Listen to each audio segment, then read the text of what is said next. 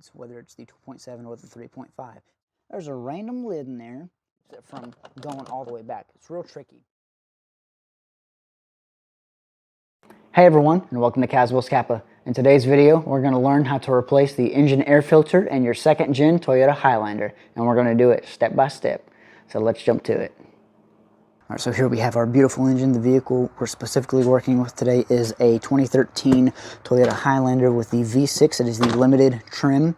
Now for the 3.5 and the 2.7 liter engines, our filters are going to be located right here. For the hybrids, whether it's the 2.7 or the 3.5, it's going to be in the same spot, but you're going to have a different looking filter housing. Yours is going to have like a flat panel with two clips that you unclip and just kind of pull apart.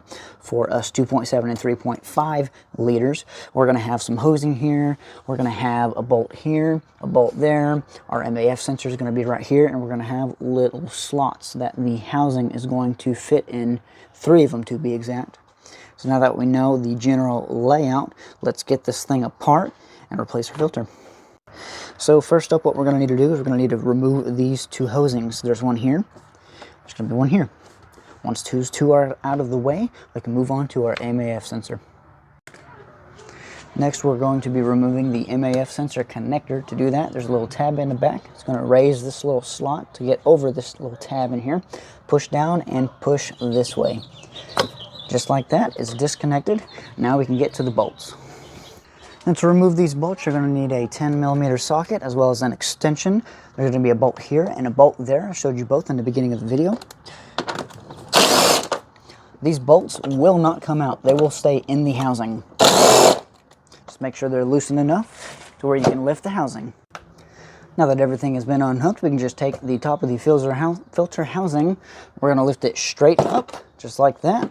And now you can either leave it in those little tabs if you like because they're a pain in the butt, or you can just go ahead and unplug them. That way you have more room. Reach in, grab your filter, pull it right out, and then you can grab your new one. Now with the filter out, now is the best time to get a vacuum all the crap and debris that may be inside of the housing itself, and to check and make sure there's nothing in there, and I'll show you exactly why you're going to want to do that. I've never been in this housing. I've only owned this vehicle since January, so 4 months. Coming in here, look at all the junk in here. See all this trash, but that's not the worst part. There's a random lid in there, and then there are 2 tabs.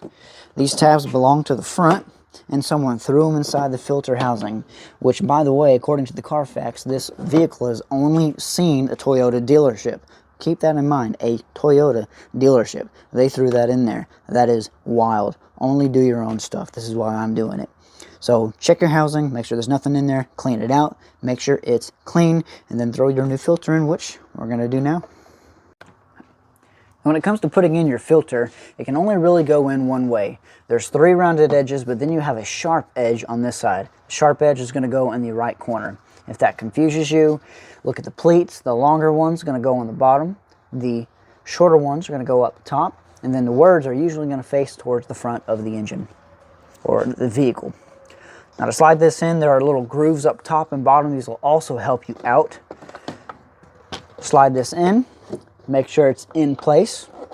We're going to push this down, but it's going to be a little bit tricky. So first off, make sure your MAF connector is in the bag. It's not inside of your filter housing.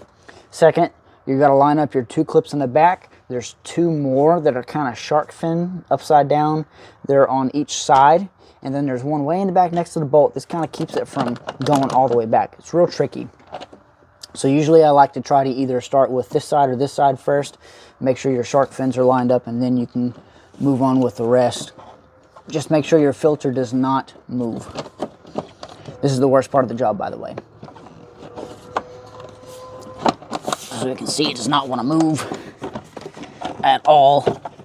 Okay, so here we go. I got this side in.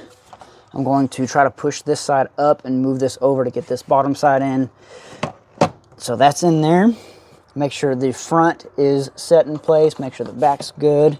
And it's going to be kind of crooked. It's going to look like it's not going to fit, but that's what the bolts are for. They're to squish the filter down, which is kind of dumb, kind of redundant. You'd think you'd want it all to fit snug, but this kind of forces it apart.